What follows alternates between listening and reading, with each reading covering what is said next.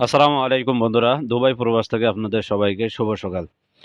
বন্ধুরা, সকালে ঘুম থেকে উঠে মোবাইলটা হাতে নিয়ে ফেসবুকে ঢোকার সাথে সাথে এরকম একটা বাজে মহিলার ভিডিও আমার সামনে আসলো।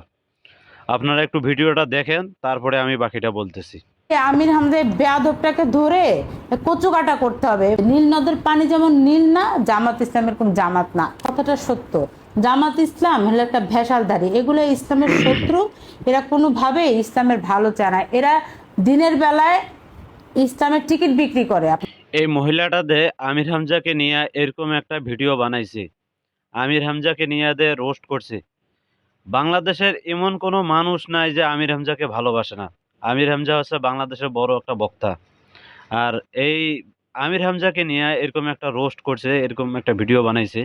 এই মহিলার কি এটা করা ঠিক হয়েছে?